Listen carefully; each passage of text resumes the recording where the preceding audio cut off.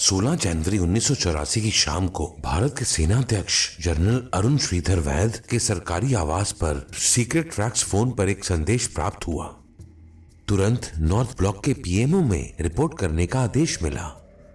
General वैद के आने का इंतजार कर रही कैबिनेट कमेटी प्रधानमंत्री इंदिरा जी के आगमन की प्रतीक्षा कर रही थी।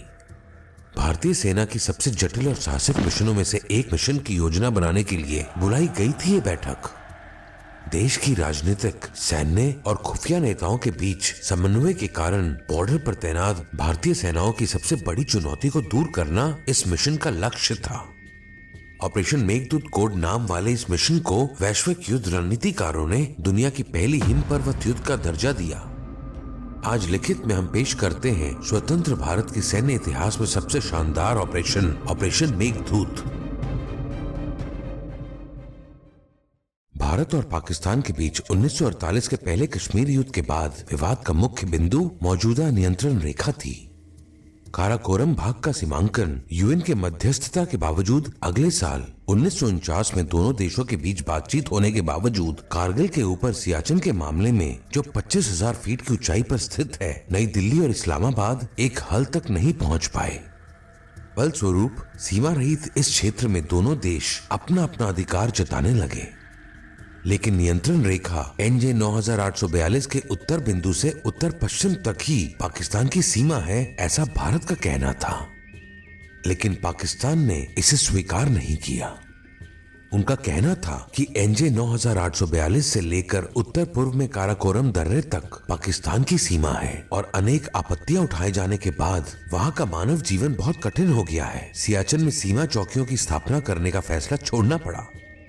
इसलिए भारत पाकिस्तान की सेनाओं ने ग्लेशियर की दो घाटियों में अपनी अपनी चौकियां स्थापित की। इसी दौरान 1962 में लद्दाख पर चाइनीज हमले के कारण सियाचिन के पूर्वी हिस्से में भारतीय सेना को चुनौती का सामना करना पड़ा। इसका कारण क्षेत्र से सटे हुए अक्साई चिन लिबरेशन सेना का आक्रमण था और इसी के साथ नई दिल्ली को इस बात के महत्व का एहसास हुआ कि काराकोरम रेंज से हमारी सेना सियाचिन पर नजर रख सके, ये कितना जरूरी है।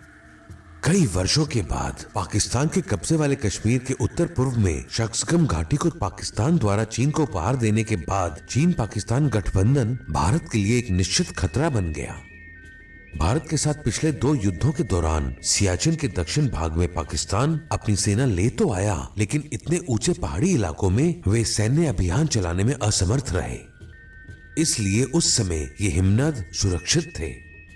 इस संबंध में 74 का शिमला समझौता विफल होने के कारण सियाचिन बफर जोन के रूप में जारी रहा। लेकिन 70 के दशक के मध्य से बीजिंग ने इस्लामाबाद को पाकिस्तान के अधिकार वाले ट्रांस काराकोरम कॉरिडोर से चीन के नियंत्रण वाले क्षेत्र अक्साई से एक रास्ता बनाने की सलाह दी। इस तरह पाकिस्तान ने आने वाले वर्षों में पाकिस्तानी सेना और खुफिया नेतृत्व ने सियाचिन पर कब्जा करने के लिए विभिन्न रणनीतियों को तैयार किया। चूंकि ये संयुक्त राष्ट्र के हस्तक्षेप के कारण प्रत्यक्ष सैन्य कार्रवाई इतना आसान ना होने की वजह से धीरे धीरे अन्य माध्यमों से सियाचिन में प्रवेश कर अपना अधिकार स्थापित करने की पद्धति पाकिस्तान ने बनाना शुरू की। इसलिए उस समय के जनरल और बाद में राष्ट्रपति बने जियाउल हक की ये पद्धति थी कि इस ऑपरेशन को इस तरह से अंजाम दिया जाए कि किसी को शक भी ना हो। उनका मानना था कि भारत, पाकिस्तान और चीन की सीमा वाले सियाचिन में अगर कब्जा हो जाए तो ये पाकिस्तानी सेना के लिए एक बहुत बड़ी उपलब्धि होगी। इसकी तैयारी के तौर पर 1978 से सल्तोरो श्रेणी से सियाचिन तक चढ़ाई करने के लिए इस्लामाबाद ने विदेशी पर्वतारोहियों को अनुमति दे दी। इसकी आड़ में पाकिस्तानी सेना को वहां लाने की संभावनाओं का अध्ययन करना उनका उद्देश्य था। ऐसे में भारत को इस खतरे की भनक पड़ गई। लद्दाख के लेह भाग में इन पर्वतारोहियों की जरूरत के साधनों की आपूर्ति के लिए वायुसेना के हेलीकॉप्टर भेजे जाने लगे तो विवाद और गहरा गया। इसी बीच उक्त पहाड़ी श्रृंखलाओं में पाकिस्तान अपनी स्थिति मजबूत करने के लिए यूरोप से सर्दियों के कपड़े खरीदकर एकत्रित कर रहा है। इस बात की जानकारी 80 के दशक की शुरुआत में भारतीय खुफिया एजेंसियों ने प्रधानमंत्री इंदिरा गांधी को दी। भारत को 17 अप्रैल 1983 में खुफिया रिपोर्ट मिली थी। इसमें चेतावनी दी गई थी कि पाकिस्तान ने सल्टोरो रिज पर हमला करने की योजना बनाना शुरू कर दिया है। ऑपरेशन अबाबील के तहत स्कर्दू से बुर्जिल फोर्स के रूप में जाने जाने वाली एक सेना को लॉन्च किया जाना था। रॉ से ये सूचना मिलने के तुरंत बाद नियंत्रण रेखा के पास स्ट्राइक कॉर्प्स को तैनात करने का आदेश उधमपुर के सेना मुख्यालय ने उत्तरी कमान को दिया। साउथ ब्लॉक के डिफेंस को इस बात का डर था कि अगर पाक सेना सबसे महत्वपूर्ण काराकोरम ट्राई जंक्शन तक पहुंचती है तो लद्दाख को अपने कब्जे में करना चीन के लिए बहुत आसान हो जाएगा। इस आशंका को समझते हुए इंदिरा जी ने आर्मी और वायुसेना को निर्देश दिया कि किसी भी कीमत पर सियाचिन पर हमें कब्जा चाहिए। प्रधानमंत्री ने यह भी कहा कि इसमें रॉ भी शामिल हो और इसके साथ ही भारत ने सियाचिन के लिए अपनी रणनीति बनाना शुरू की। अर्धसैनिक बलों के साथ सियाचिन के लिए एक सैन्य अभियान का उपयोग करना था। 1000 सेंटीमीटर तक हिमपात की वजह से अत्यंत ठंडे पर्वत शिखरों तक था यह अभियान। इसलिए भारत के दक्षिणी ध्रुव पर गंगोत्री में अन्वेषण अड्डों में अधिक प्रशिक्षित सैनिकों को शामिल करने की आवश्यकता पर कोई शक नहीं था। तो इस तरह पाकिस्तान सियाचिन ऑपरेशन उत्तर भारत के फसल महोत्सव बैसाखी के दिन 13 अप्रैल 1984 को गुप्त रूप से नई दिल्ली में ऑपरेशन मेघदूत का समय निर्धारित हुआ। लेके 15वीं कॉर्प्स के प्रमुख और पर्वतीय युद्ध के विशेषज्ञ लेफ्टिनेंट जनरल प्रेमनाथ को सेना प्रमुख जनरल वैद के सियाचिन मिशन का प्रभारी बनाया। उप कप्तान के रूप में ब्रिगेडियर वी जय चन्ना को नियुक्त करने के साथ ही ऑपरेशन मेघदूत विश्व इतिहास बनाने वाले ऑपरेशन के शुरुआती चरण की ओर आगे बढ़ा। कुमाऊं और लद्दाख रेजिमेंट की एक पूरी बटालियन को दुश्मन सेना को चकमा देते हुए सोजिला दर्रे से होते हुए सियाचिन तक पहुंचाना था पहला कदम। कुछ दिनों के बाद उनके समर्थन के लिए वायुसेना से सहायता प्राप्त पर्वतीय युद्धक हथियार और अन्य सामग्रियों को सियाचिन के पूर्व में ऊंचाई वाले इलाकों में पहुंचाना था अगला कदम। उसके लिए IL-76, AN-12, AN-32 विमान और MI-17, MI-8 और HAL चेतक जैसे हेलीकॉप्टरों का इस्तेमाल किया गया। सभी सामग्रियों को सेना ने समुद्र तल से हजारों फीट ऊपर से एयरलिफ्ट किया। इस प्रक्रिया को बिना किसी रुकावट के संपूर्ण करने के लिए रॉ के मिलिट्री इंटेलिजेंस और फील्ड यूनिट्स हर वक्त उन्हें रियल टाइम इनपुट देते रहे। सभी जानकारियां प्राप्त करने के बाद जनरल हुन ने दुनिया के पहले हिम पर्वत युद्ध के लिए अपने सैनिकों को आदेश दिया। सियाचिन ग्लेशियर की सबसे ऊंची चोटियों में से एक पर चढ़ने के लिए पहली यूनिट जिन्हें कुछ दिन पहले तैनात किया गया था आगे बढ़ने के लिए तैयार थी। घाटी के कंट्रोल रूम से उन्हें पहले ही आदेश दे दिया गया था। भारत ने ये कदम इंटेलिजेंस रिपोर्ट के आधार पर उठाया जिसमें कहा गया था कि पाकिस्तान अपनी वायुसेना का उपयोग करके ऑपरेशन अबाबिल को पूर्ण करेगी। तत्स्वरूप कुमाऊं रेजिमेंट के माउंटेन वॉर ग्रुप ने बड़ी जल्दी ही रीमो एक पीक पर अधिकार जमा लिया।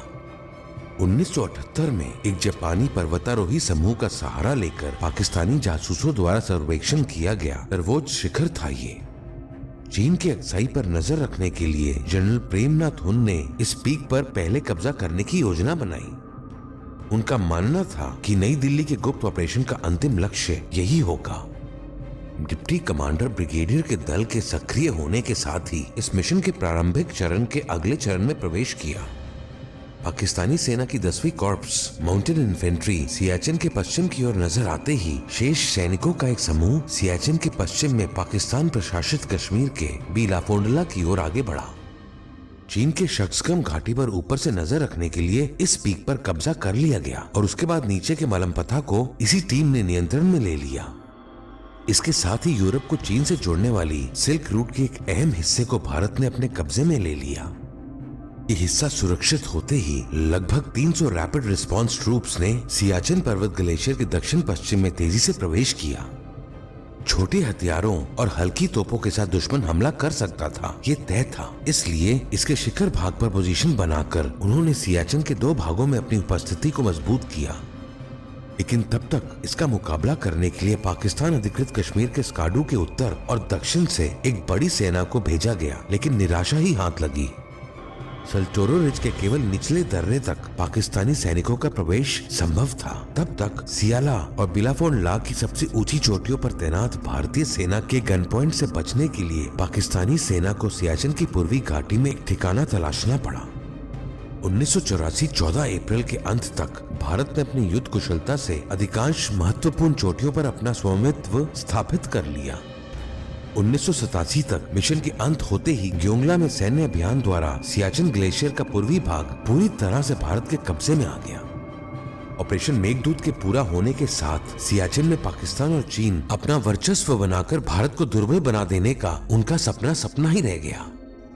इतना ही नहीं, वहाँ 21,000 फीट की ऊंचाई पर सुरक्षा चौकियों से उनके आपूर्ति लाइनों को अपने गन पॉइंट्स पर भारत ने ले लिया और इसके साथ ही बीजिंग को शक्सकम अक्साई चिन पथ पर एक लंबा सपना हमेशा के लिए छोड़ना पड़ा। भारत की इस शानदार जीत ने भारत को थर्ड पोल से जाने वाले पूरे सियाचिन ग्लेशियर पर पूर्ण नियंत्रण और सिर्फ इतना ही नहीं, उन पर्वत श्रृंखलाओं से दुश्मन पर नजर रखने की नई दिल्ली की इच्छा भी पूरी हो गई। छोटी और बड़ी उप शाखाओं सहित लगभग 70 किलोमीटर लंबे सियाचिन ग्लेशियर का ज्यादातर हिस्सा और पूर्वी काराकोरम पर्वत श्रृंखला की सबसे उच्चतम शिखर को भारत ने अपने नियंत्रण में ले लिया।